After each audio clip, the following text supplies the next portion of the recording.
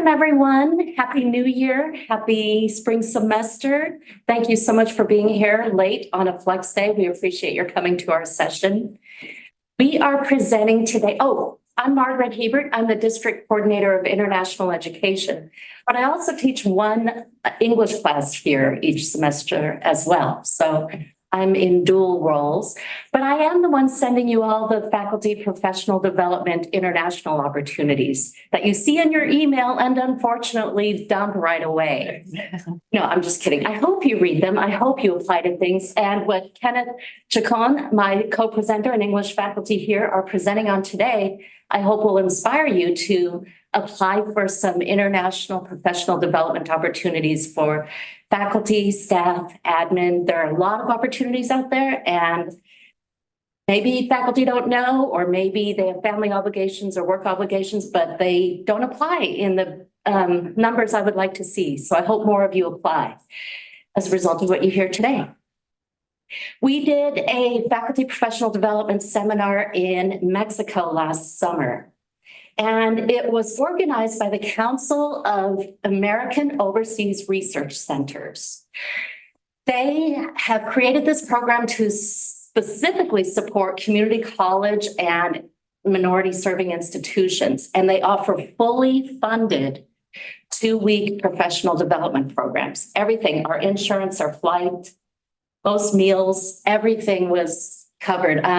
Maybe not passport fees. We got our own passports if they didn't already have them.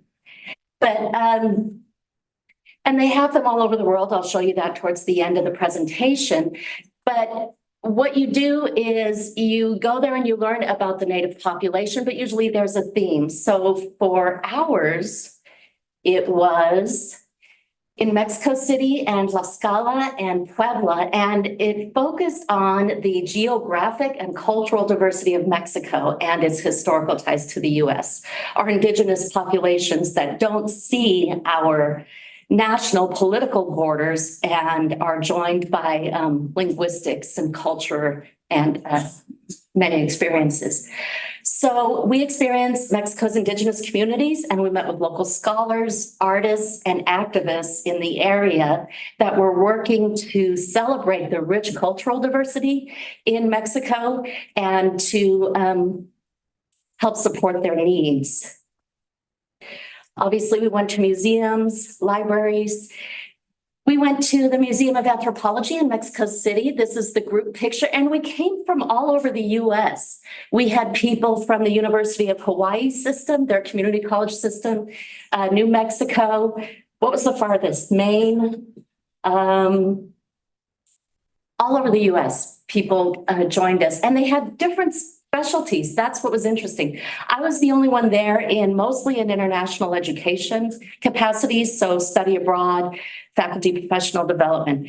The faculty from Hawaii studied indigenous populations in Hawaii, and of course was doing a comparative study with the indigenous populations of the Americas.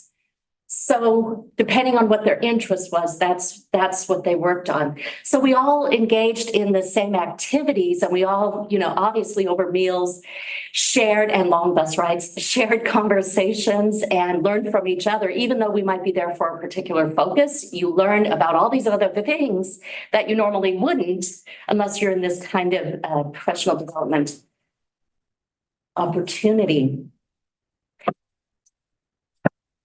We also obviously studied art and culture.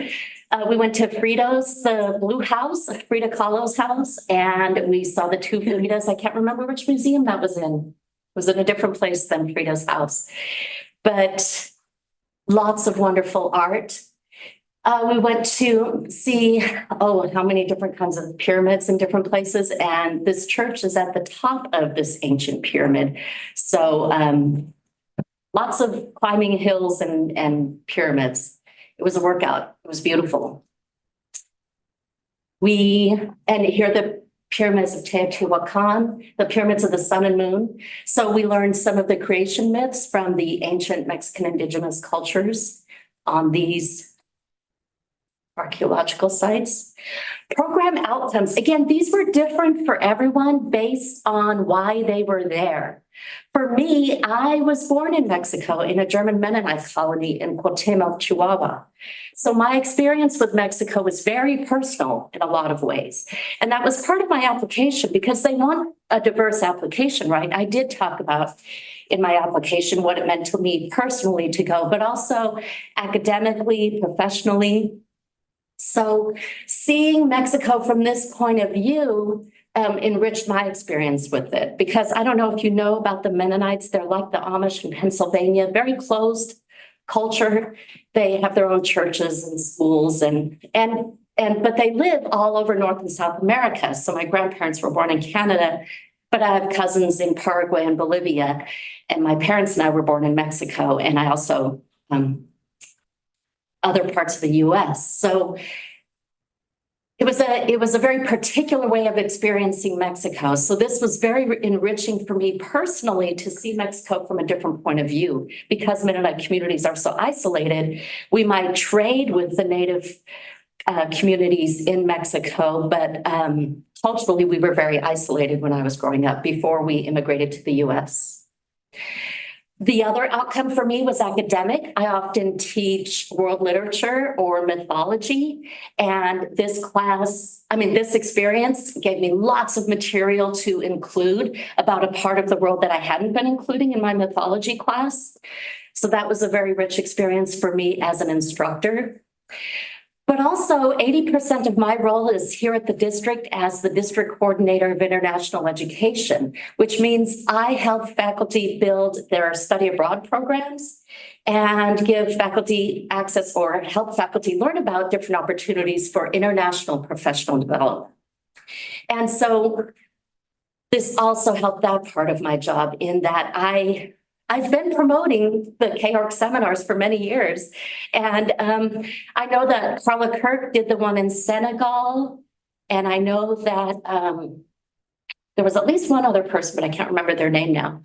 And so there wasn't this huge amount of number of applicants. So I said, okay, I have to go on one of these so that I can really preach and tell them about the experience. And now I have another advocate because Professor Chacón went as well.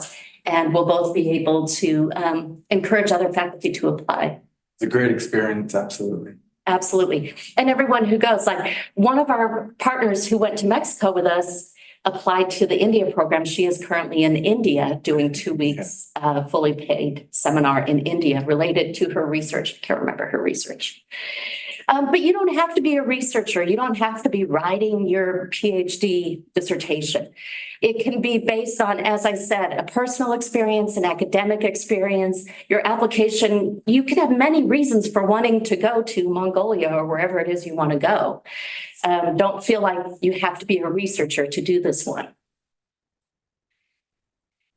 How do you apply? These are the deadlines coming up. The one we just did in Mexico, January 31st. So you have over 3 weeks, almost a month to put together your application. You do need a recommendation letter. You do need to write essays. You know, there it is. How long would you say the application took? Because you applied twice. I applied twice. I don't know. I put a lot of effort into that second time. Like it took me probably a week or so where I was just thinking about it, but. Yeah, because you are competing with faculty and administrators, obviously all over the US. It is unusual that 2 faculty from the same institution go. We were very surprised and delighted that we both got to go the same year. But that doesn't mean, you know, you shouldn't apply because obviously it worked for us. Southeast Asia, the deadline is January 31st. And Mongolia is the deadline is January 31st. And they each have a different theme. And I did want to go to the website, but I don't want to mess with Susie's system. I'm not going to do it. She has too much going on. But I also send you emails about a lot of different professional development opportunities.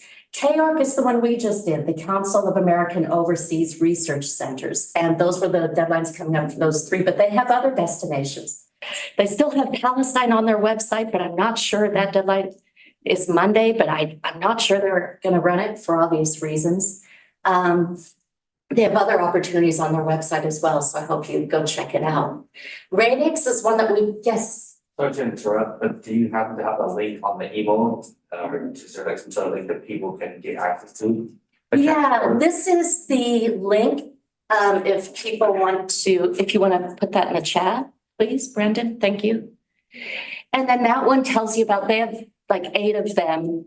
So as I said, there's Senegal, Mongolia, Southeast Asia, Mexico, India.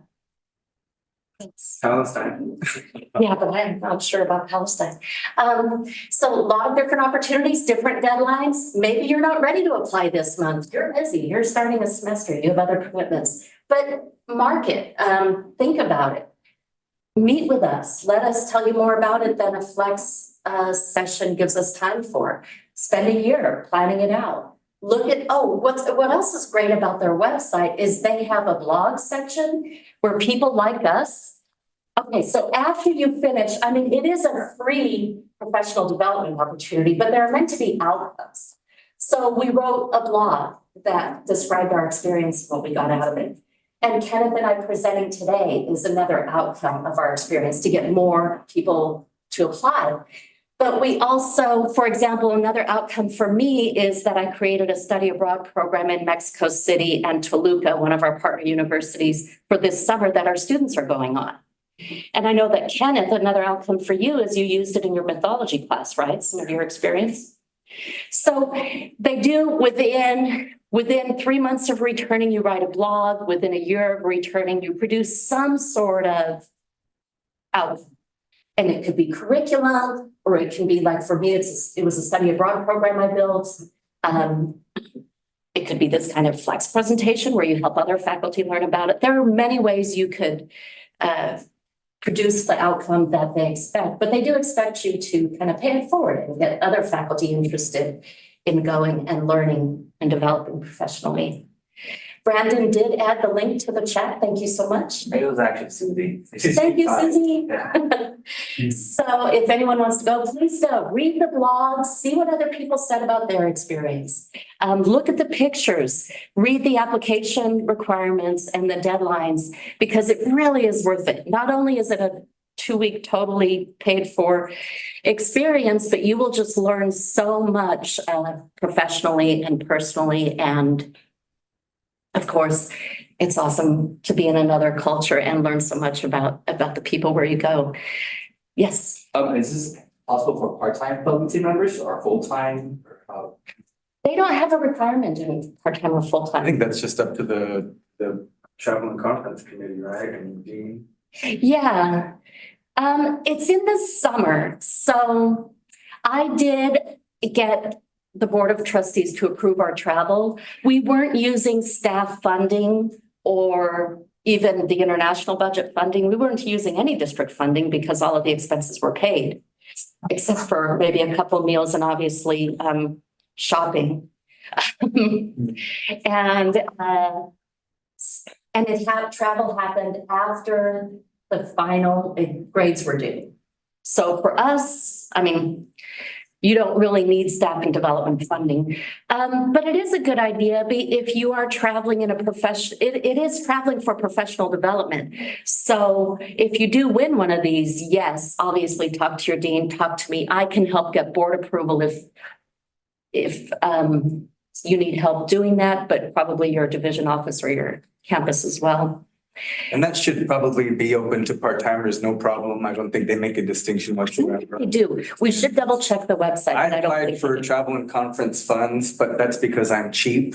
And there were some dinners that were on your own, so I just applied for that food money when we had our dinners on. Oh, yeah. Okay. Well, you can, like, for example, this year, I'm also on the travel and conference committee.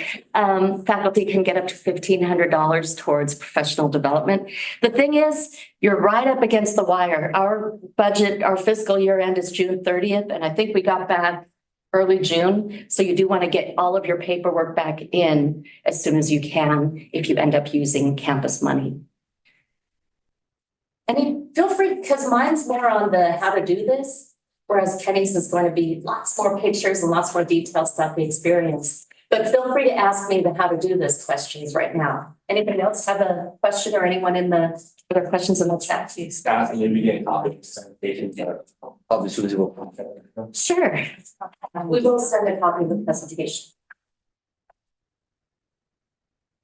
Okay, so the Netherlands is another one we're doing. We have done for over a decade. I've been in my position 10 years, and I know we've done it longer than that. I'm guessing 15 to 20. Radix is the company in the Netherlands who organizes the exchanges. But what happens is 2 faculty get partnered. This year for us, it's Gretchen Nelson in nursing, and she hosted her partner in October. And the way to make it less expensive is you only pay for your flight and obviously some travel costs, because each partner hosts the other one in their home. And they host you for meals. And what you do is you job shadow your partner. So Gretchen's counterpart came from the Netherlands in October, stayed in Gretchen's house, and job shadowed with Gretchen, her hospital work, her clinical work, obviously her work teaching here on campus. But I know that they also toured the nursing program at Madera College, and they toured Clovis College. I'm not sure if they went to Reilly. And then, of course, stuff that your guest wants to see. Gretchen's guest wanted a day in San Francisco, so they did that, and they went to Yosemite, because they do want to also see the area where they're traveling. So now Gretchen will go to her partner and stay in her house in May. So it's usually right after our semester ends. She'll spend 2 weeks in the Netherlands job shadowing her partner. And they lower the cost by somebody, you stay in each other's homes, and you learn a lot about their professional life, but because you're staying in a home, you're getting a lot more of the language and culture than you would normally. I don't expect you to all come back fluent in Dutch, but you will learn a lot about Dutch culture by being in their home, in the community. That one's really great. As I said, we've done it for many years. That one is also eligible for staff development funding, the $1,500 you get from the Academic Senate Staff Development Committee. And if I can, the district international education budget also sometimes provides a $1,000 stipend. So this one is not fully funded, but you do get a lot of help. Obviously, Fulbright. Has anyone applied for Fulbright? About online. They have things that are as short as a week or two, and then obviously a year. We had a faculty in humanities a few years ago who did a year in Kyrgyzstan. I'm afraid I'm saying the wrong stan. It was one of them. I'm almost sure it was Kyrgyzstan. And then she was teaching for a year. You don't have to commit a year. A lot of you, I could see by your faces, say, whoa, I'm not going anywhere for a year. You don't have to do a year. They have much shorter programs, and they don't have to be based on research. If you're not a researcher, they can be based on teaching. So check out Fulbright's website as well. Our own study abroad programs. A lot of our faculty use our study abroad programs to figure out, number one, if they want to do study abroad, but also because they don't want to plan their own travel and they don't want to be the average tourist. You get a lot more out of travel when you do it with study abroad, because you get that academic component.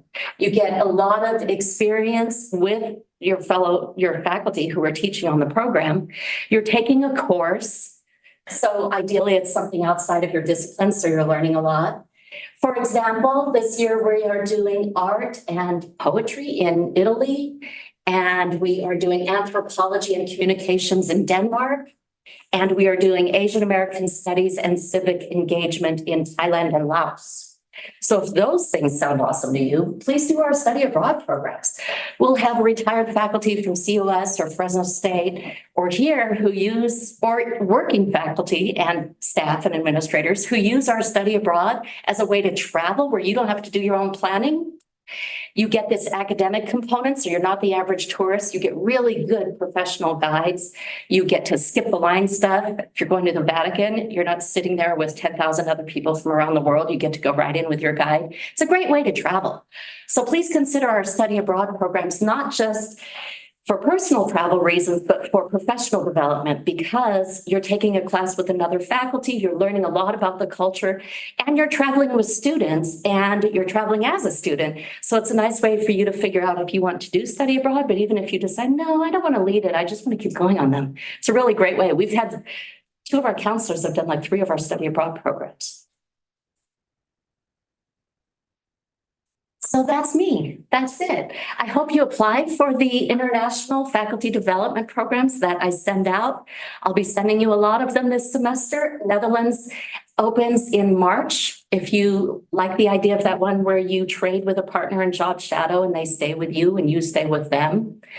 The Fulbright deadlines are moving, lots of different opportunities there. But if you just want more time to actually go through your options for international professional development, please email me and I'd be happy to sit down with you and help you figure out which is the best program for you. Maybe a couple quick questions on the professional end before I hand it over to my colleague. Nothing else? Thank you so much. Here is Kenneth Chacón. Good to you.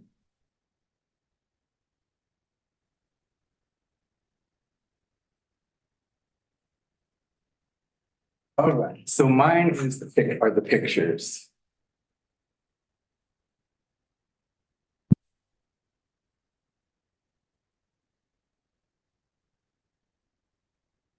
Hi, everybody. Can you see that online?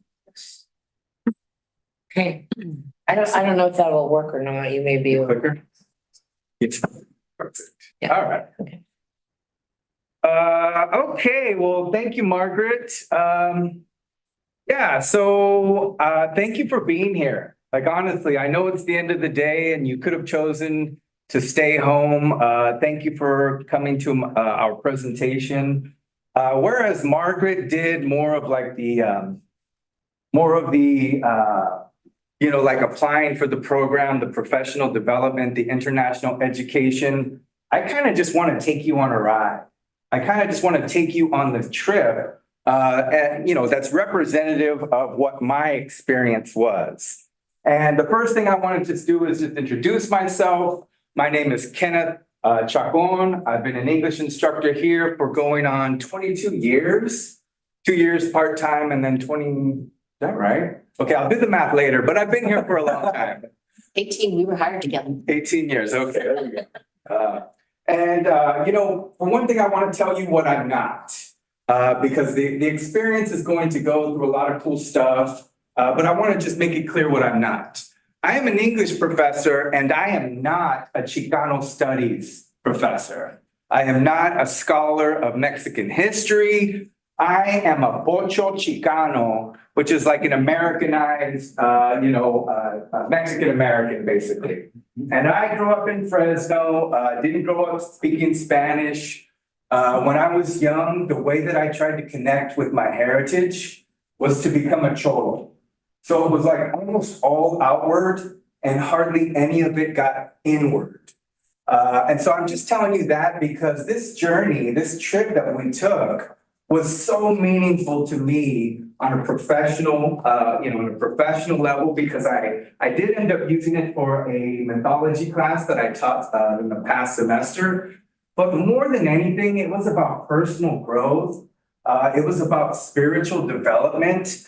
And honestly, because I am not a traveler, like I'm a homeboy who never left Fresno, like hardly at all. It was like getting out of my comfort zone, if I can be honest. And it was just fantastic.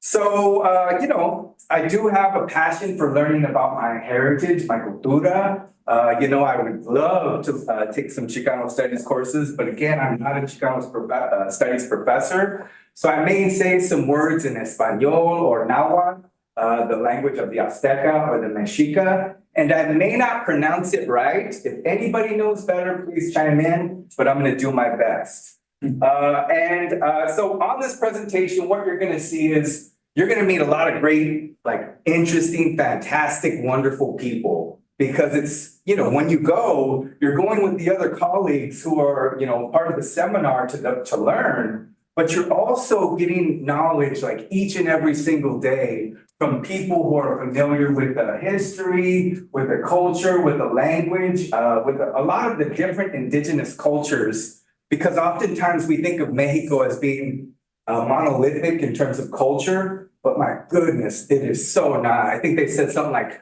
100 different indigenous languages or something like that. I mean, it might even be more, so please. You're gonna meet some great people, you're gonna learn a little bit about history, and you're gonna learn a whole bunch about the gods. And maybe you'll hear a cool story. All right, so this first slide is representative of us on our journey.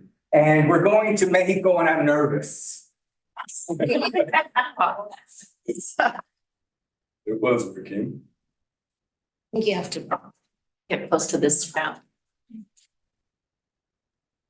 I don't know if it'll, the clicker will work on that. You have to use the arrows on the keypad. Okay.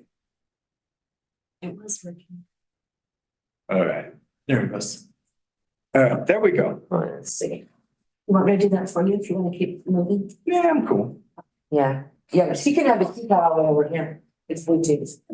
Okay, all right, good deal. Let her try it. All right, and so there's different, Ciudad de Mexico, DF, Mexico City, whatever you want to call it, it is huge. And, from somebody coming from Fresno, I was just overwhelmed by its immensity. It's got all these different boroughs, all these different neighborhoods, colonias, I'm not exactly sure what you call them, but one was Cuauhtémoc, and Cuauhtémoc will come up later. Go ahead. Margaret, go ahead. I'm trying to. Oh, you gotta be right here. I will just stay here. Okay, and there's obviously the praying plane, right? Go ahead and hit the next one. And first thing you do when you're in Ciudad de Mexico is go get tacos. Go ahead, the next two. Okay. So one of the things they told us is like, don't eat foods that you're not sure of. And I guess they're just trying to be like, safe because there's an insurance thing. There it But is. I had everything. So there's gonna be a lot of slides that are going to make you jealous. I did that on purpose, so that way you can go home and hit up a taqueria on your way. We did. I tried everything. I don't think I was careful at all either. Let's go ahead and get to It was this awesome. one. So, part of it was just learning about history. And this is the first ladrillo or brick that was in the Mexican embassy in Washington. I think it's 1886. So this is a symbolic brick to show the established relationship between the United States and Mexico. And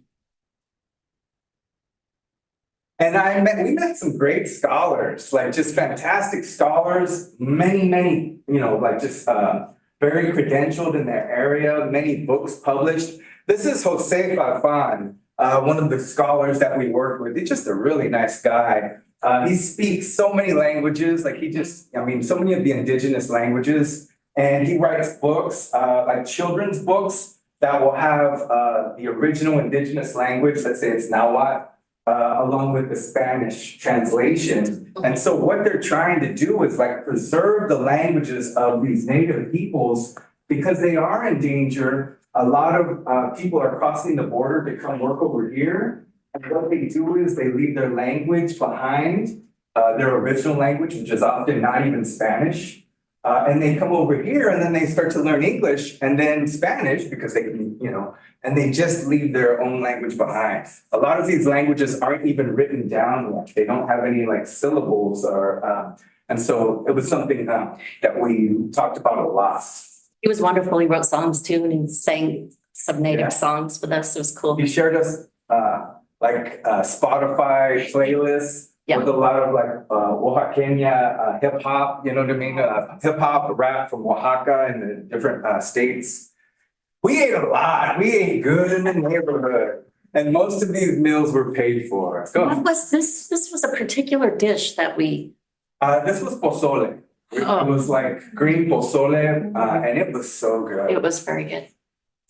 Because they're all different from different regions, depending on where you travel in Mexico. So this is Tlatelolco. And this was one of the first stops we made. This is symbolic of Mexico itself. So basically, there are three different culturas, three different, ways of life in this one area.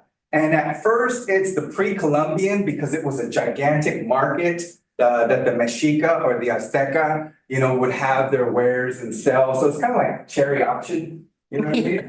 The remate. But it also was the Spanish conquest, so colonialism. It became a site of that cathedral. And then, of course, it represents today's Mexican government. Unfortunately, Tlatelolco is also the site of where the Mexican government slaughtered 400 protesters who were protesting during the 1968 Olympics in Ciudad de Mexico. So it's kind of very sad in multiple ways over multiple generations, but it is symbolic of like the diversity of the cultures you will see in Mexico. And sometimes they were layered. I hope it's okay if I jump in. Absolutely. Like the yellow church behind me in one of those pictures was obviously a big Catholic cathedral that was built on a pyramid of an indigenous religion, an important cultural and religious site. So you'll see, and that's what we would see a lot is, well, in this period it was this, and then it was this, and then after the conquest, it was Catholic. I'm glad you chimed in. Go ahead and go to the next one. So I'm from Fresno, and I have to share my culture with you. When I was young, I was a tagger. I used to spray paint, and I'm not sure if you know what that is, right? You go over and you go down those kids. I was one of those. And one of the things that we would do is like we would write on top of another writer's name as like, oh, we topped them. And it was like, oh, you topped them. And that's kind of the culture. That there would be the Mexica, the Azteca temple pyramid, and the Spanish just came and said, nah, we're gonna build a church right on top of it. And it was kind of like that. Yeah, okay. The next one. So one of my favorite, oh my gosh, there is an iconic picture that almost all Chicano studies professors have, and that is with the calendar stone. And that is contained in el Museo Nacional de Antropología, the Anthropology Museum. And right out front in the courtyard is Tlaloc, the god of rain. And Tlaloc is everywhere. And Tlaloc probably even predates the Aztecs. Like he's like an ancienter god. He's an ancienter god than most. And this was actually taken from a town about 70 miles away from the museum. And what had happened was it had fallen over, but a lot of the native community were still going and giving their ofrendas, like their little offerings to the god. Go ahead and hit the next one. And so people actually did that there. And you see there's like cigarettes, there's like gum, there's like like tobacco, and they still come and make their ofrendas. And so that one monolith weighed 168 tons. And it was 23 feet high. They moved it 70 miles. And they moved it 70 miles, and there's like a little bit of controversy because again, the community there was still honoring it. But what the Mexican government said is that because it had been toppled over, they weren't like really respecting it. So we might as well take it to a museum, preserve it, put it on display. But that's like cultural, I don't know, cultural theft. And so that's why you still see these ofrendas in front of Tlaloc. That was a big part of this seminar was they had an expert from Poland on how museums started and how they steal from other cultures to create their collections and the movement all over the world now. I mean, you've heard it, the British Museum thinking of giving back the Elgin marbles, but it's happening all over the world where museums are giving the artifacts back to the original cultures where it might still mean something incredibly personal, religious, cultural, and it doesn't belong in the museum. It belongs with the people that it represents, right? That was a lot of our study. Yeah. There is Quetzalcoatl, the plumed serpent. This is one of the most famous gods of the Mexica. Also, like in terms of Chicano studies, we've kind of taken Quetzalcoatl to be an example or a metaphor for precious knowledge, like the bringer of knowledge, the bringer of wisdom. And there's Tlaloc again. Tlaloc is everywhere in Mexico, or at least in the parts that we went. And yeah, I got my picture in. I'm not a Chicano studies professor, but I got the picture. In case I go back to school, that's obviously the most famous image that you'll see. You'll definitely see a bunch of these at the cherry auction in Ramate. So, and that is the huipil of, or it's a recreation of the huipil of La Malinche or Malintzin. So the story of Malintzin is an interesting one. And basically, she kind of represents mestizaje or mixture. The mixture, looks like you kind of know about it, the mixture of indigenous blood with European blood. And what happened is when the conquistador Cortez came over, you know, probably the natives could have just wiped him out right away, like just, you know, ended him. But what he did is he actually got a lot of support from the other native communities, the different tribes, because the Aztecas weren't really popular. They were symbolic, or they were empire, basically. And so La Malinche, Malintzin, also called Doña Marina, she was like a fantastic woman who had been sold into slavery by her people. And basically she hated the Aztecs. And what happened is she got taken in by Cortez, and because she spoke so many different languages, she actually could translate for Cortez, and that's how his power started massing like a snowball. And so we might see her again later. There's more food. And this is when we went to go see Dos Fridas, the image. And this guy was really, really good. Just I wrote his name down, but I don't have it here. Go ahead to the next one. They're just Yeah. experts in the art and the culture and the language. We just learned so much. So this might have been the second or third day. I think it was the second day. Yeah. And I had this overwhelming day at the Anthropological Museum. And so I'm tired. And once I get to see Dos Fridas, like Frida Kahlo is a Chicano icon. Like it's like something holy or something, like going to see a saint's grave, and to see her artwork. I didn't even know she painted stuff this big. So when I got up there, I was so overwhelmed with emotion. I couldn't stop crying. I mean, honestly. And maybe it was the jet lag, maybe it was, I don't know, but it was just so overwhelming. And I actually took that picture because our whole group got quiet. He was obviously having a really awesome experience with this art.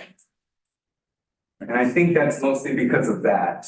You know, the Dos Fridas represents like her broken heart, you know, the part of her that loved her husband, Diego Rivera, the famous muralist, but the part of her that hated him as well, también. So that is like, I don't know, that was the thing that really set me off, is to see how she held a picture of him in her heart. Go ahead. Even though he broke it in many ways. And then again, we had such a big day. This was the Museum of Modern Art where the Dos Fridas was, but there was a queer exhibit on the second floor. And oh my God, there was just, I mean, I could have had a whole slideshow of this. And basically what happened is it was like representing like Mexicano masculinity, like, you know, dealing with those ideas of what does it mean to be a man? What does it mean to be masculine? And so if you can see, this is called El Vergel, which is the orchard, El Vergel. Maybe Madi, is that right? So he's just like not even giving a shit, caring about the game whatsoever. He's just in a daze. And I thought that was cool, football, you know? Go ahead. And then more images of like masculinity. This is Cuauhtemoc. And I mentioned him earlier, at least the little neighborhood in Mexico City that it's named after him. But he was the final emperor or Tlatoani of the Mexica, the Azteca. And so he's kind of like an icon because he's known for giving like a big middle finger to the Spanish before they executed him. And this just takes that figure, this cultural icon of the guerrero, the Mexica warrior, but also with like, maybe, non-binary lens.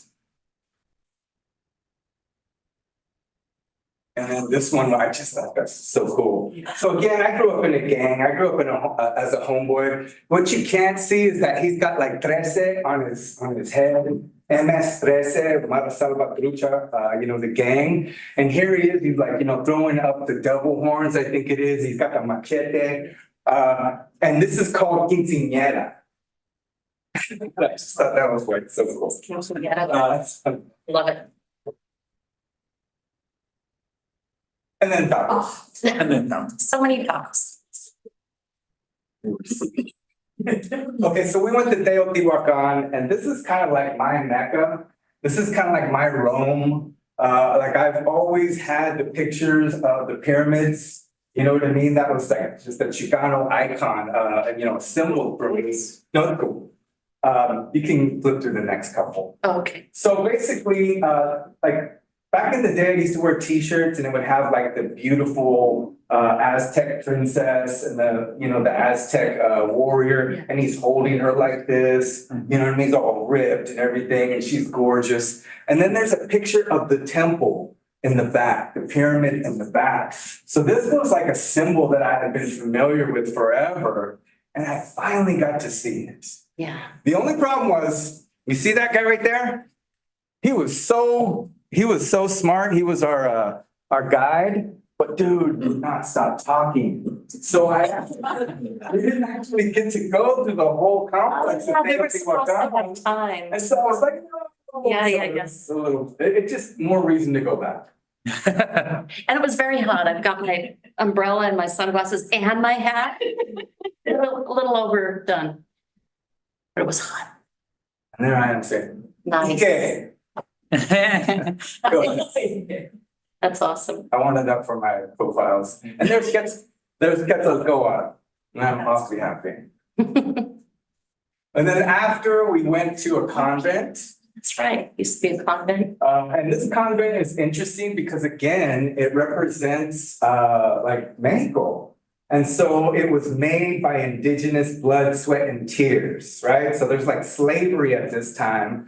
And but they are trying to convert the indigenous people. So they give them like little acknowledgements. Go ahead and go to the next one. So in the way that the convent, I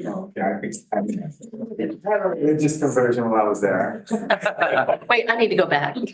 It's awesome. I was chanting, go ahead and, that's a beautiful church. It was very beautiful. But yes, Oh, wait, there's more food. built by the native people for the Catholic Church, often obviously without compensation or Yeah. good treatment. Okay, so then La Casa Azul, where Frida and Diego lived. Hey, I know her. Also very happy. We were delighted everywhere. We were just like, wow. Yeah. Yeah, I thought that was very cool. And Frida, I watched Salma Hayek's movie on the plane, and I remember watching it before and thinking, this has got to be a bunch of BS, like, for Hollywood. But apparently it is really, really accurate, like, to their story. So that's the brace that Frida had to wear, more tacos. You're gonna go eat. That is, so I was in Coyoacan, which again is a little neighborhood, a little borough of Ciudad de Mexico, and they sell pulque. And pulque is from the maguey plant, the agave plant. It's the same stuff they make tequila or mezcal out of. It's from the syrup or the honey, right, Mari? Aguamiel. Aguamiel, that's right, the tlacuache, I forgot. And so it has very minimal alcohol, like maybe less than 2%, but it's got a lot of probiotics because basically it's fermented and it's supposed to be one of the healthiest, if you're gonna ever drink or indulge, one of the healthiest alcoholic beverages you can have. It's similar to maybe a stronger kombucha. We traveled with somebody who didn't drink at all, but he drank a lot of this stuff. It's really good for you, right? For your gut biome. And there was just so much cool like shopping the whole time, but especially in Coyoacán, the huaraches. Yeah, the leather is really awesome. This is actually from a different area, Guanajuato, but isn't that pretty? So here we are in Xochimilco, and Xochimilco is called the Venice of the Americas. And Xochimilco is beautiful. And basically, it's just this, like freeway, this passageway, this highway of little rivers, and basically it's made of chinampas. And so when the Mexicas settled in Tenochtitlan, which is now Mexico City, it was like marshy. And so what they had to do is cut a bunch of wood, stick it into the water, and then pile dirt, stick the sticks in a circle and then pile dirt in the middle. And what ended up happening is they made some of the richest, most fertile soil possible because of that, because there's this constant influx of sediment and new minerals and things like that. And it became like to where their empire could grow. And it's because of the chinampas that, basically they were able to feed their empire. That is Octaviana. Can you go back one? Oh, whoops. Oh, yeah. Octaviana Trujillo. And she's a Yaqui scholar. She's from the Eastern Yaqui people who are in Arizona and Mexico. Like, it's weird because I don't know if you've ever heard that term. I didn't cross the border, or we didn't cross the border, but the border crossed us. Mm-hmm. Well, the Yaqui peoples in northern Arizona and in Arizona and northern Mexico, their land literally got chopped in half by the border, by the US border. And so they actually, they identify, they're the same tribe, but there's just a border right through. And she worked with, I think under the Obama administration, something like that, because there was sacred lands that when Donald Trump was in office had gotten cut in half, and especially like a lake or there was like some water that was like sacred to their people. And so she fought to get them to stop building that border wall through their area.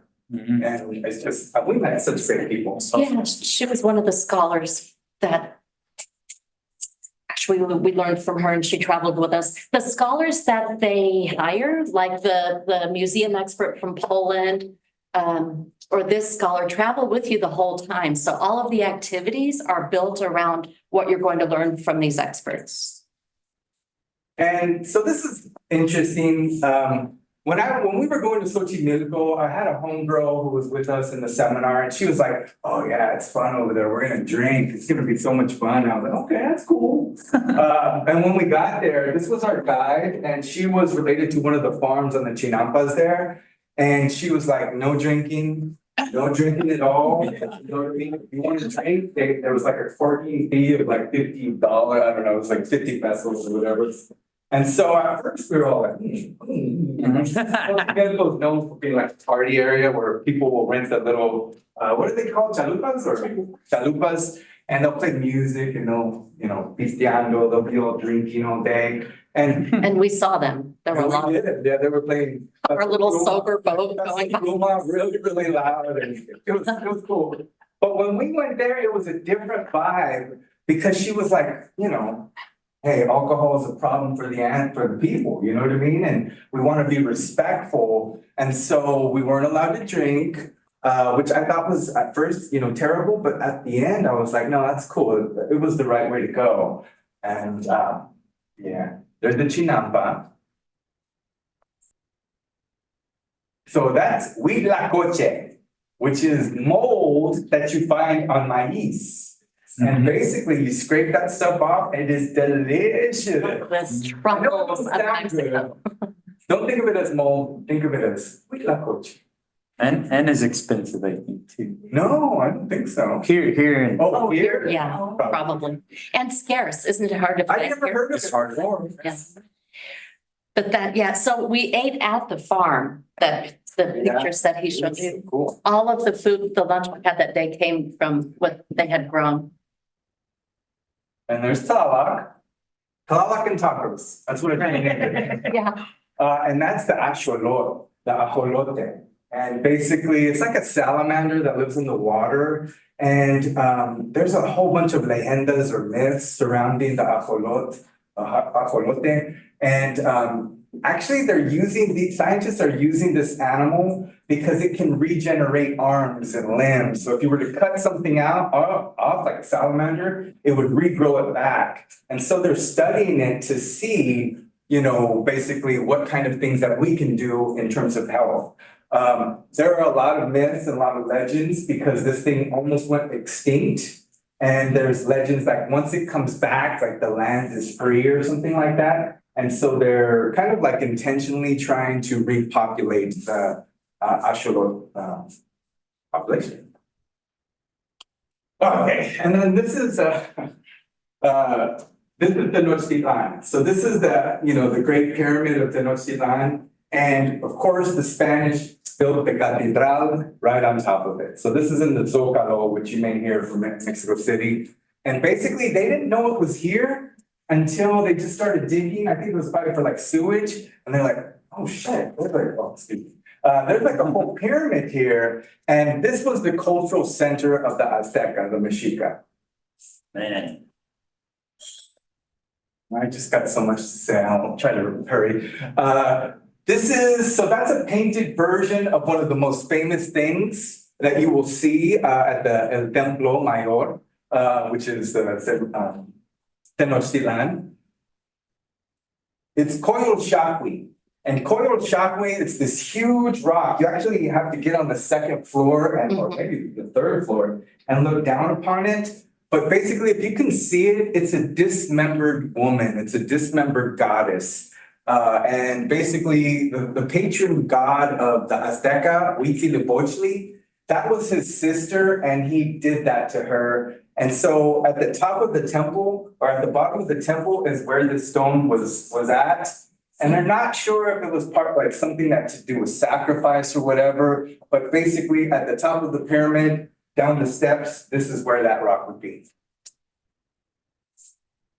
Yeah, and there's La Malinche in Cortez. This is an Orozco mural.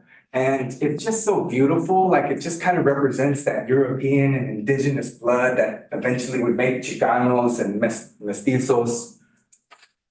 And there's great murals all over the place, but definitely here. That's the Banquet of Los Ricos or something. Just shows that Rich people. Yeah. And there's tacos. These are the tunnels under Puebla. So we transferred to Puebla. Have you ever heard of Cinco de Mayo? The Cinco de Mayo cerveza specials, 2 for 1 or something like that. Here we celebrate Cinco de Mayo in Mexico, not so much, except for Puebla. Puebla is all into it, like it's part of their cultural heritage. And basically, Cinco de Mayo celebrates a battle, a victory of the newly founded Mexican army over the French colonizers. And the French were powerful, like they were just so powerful. And so no one could figure out why they would get beaten. Well, it's the tunnels. They have tunnels, and what they would do is they would put them in, they would bring resources. And so they basically won. This small upstart army beat this, huge army. And they're very proud of their tunnels. Beautiful city, AG man. There's the cathedral in Puebla and our homies. Beautiful. Everywhere we went, just beauty. And then there was, Puebla is a very colonized town, so yeah. you feel a lot of Europe in Definitely. Puebla. They even made the second floors shorter. Isn't that the thing? Oh, yeah. So basically, a lot of indigenous people would live in the second floors of buildings, and they would make that floor shorter. And so the first floor would be for, mostly the French or the Europeans, and they would make those taller, which I don't know. And there was a lot of the Jesuses over there, the Jesucristos over there are graphic. Lots of that. Great art. This is some cholo art from Oaxaca. A couple of images there, a couple of, Yeah, It could have come from Fresno. such great art. Yeah.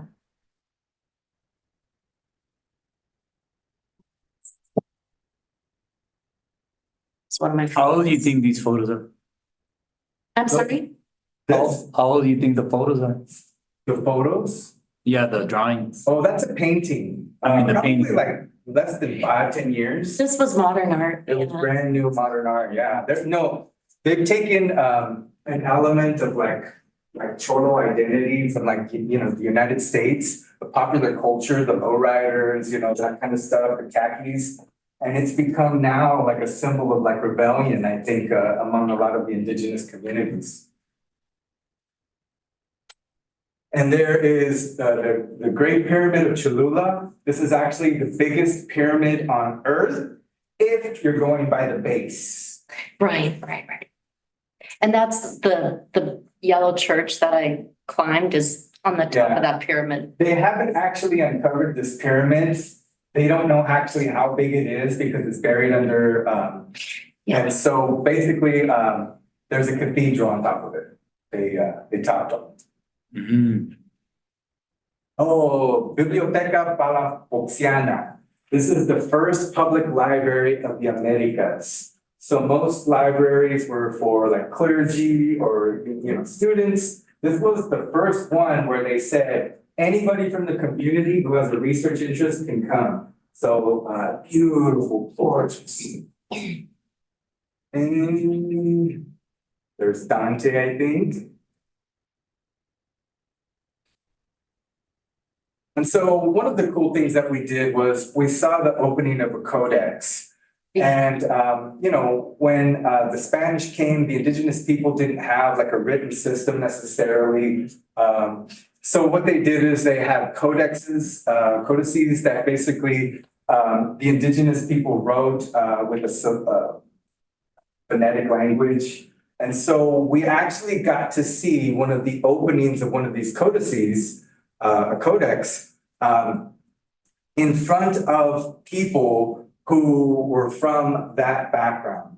So their people wrote this codex and hasn't been opened in like, I don't know how long, maybe 100 years or something Yeah. like that. And so they invited people from this community where this thing was taken out of to see it open for the first time. And I didn't really understand what was going on. I think my stomach was messing me, those buckles. But honestly, there was people weeping, just weeping to see the writing of their ancestors. That's how important it was to them.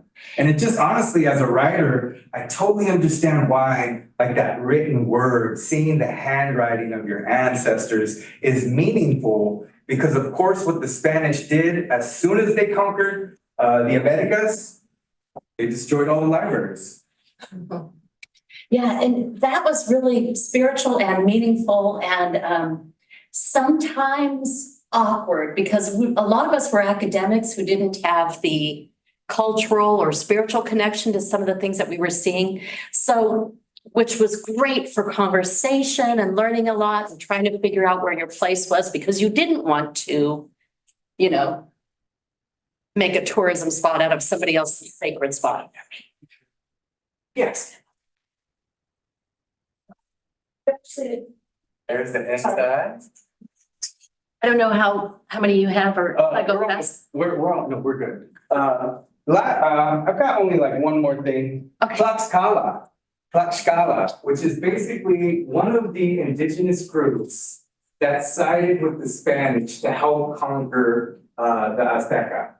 And the thing is like most people call them like traitors. Thank you. Like it's, you know, kind of like thought of, but they are so proud of the deal that they made with Cortez and the Spanish that they have like a centro historical, like a museum for their city. And it's just covered in like the treaty that they made with Cortez and like the vanquishing of the Aztecas.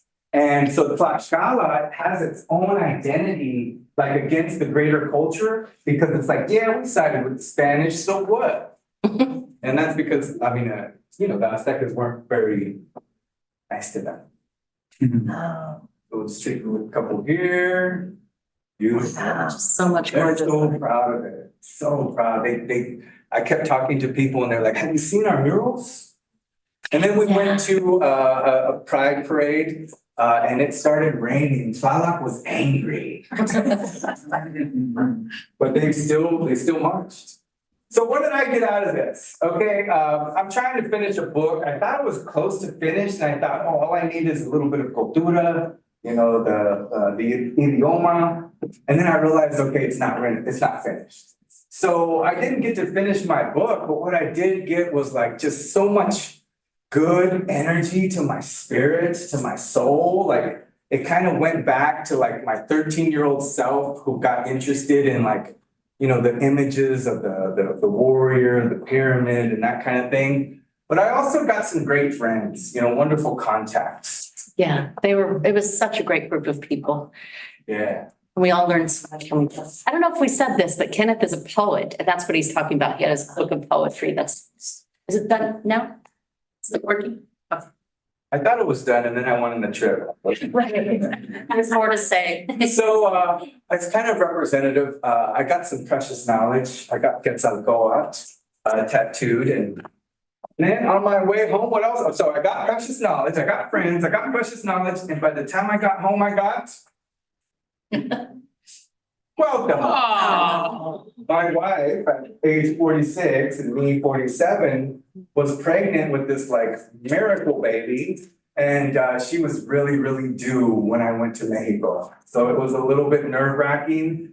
And Every day we were like, just wait a little longer. and he waited for that. He actually came back, when I came back, it was about 24 hours later, he was born. And so, Cuauhtemoc, his name is Israel Cuauhtemoc Chacón. Also representative. And finally, that's what he looks like now. So I highly recommend that you apply. Like honestly, it was just such a great deal. It took me out of my comfort zone. You know, I'm a family man, I have lots of kids, so I didn't want to have to like pay a lot of feria. So this took care of everything. If you don't like the program in Mexico, just take a look, like my colleague said, take a look at their website. India, see if something's right for you. Senegal, Southeast Asia, they have so many options. There are like 8 of them all over the world. These Council of American Overseas Research Centers. So that's why you have a lot of different options. I think Southeast Asia is looking at climate change and the preservation of natural resources. So each of them has a different theme. I hope you all apply. And thank you, everybody, for joining us. You out there in online world and everybody here, thank you so much. Wait, we have 8 minutes. We'll stick around if you have questions, but I know some of you are ready to get your weekend started or go write syllabi or whatever it is you need to be doing. But we're still here for 8 minutes. Anybody questions or comments? Awesome. Have a great weekend. Thank you so much for sharing. Thank you all so much for being here.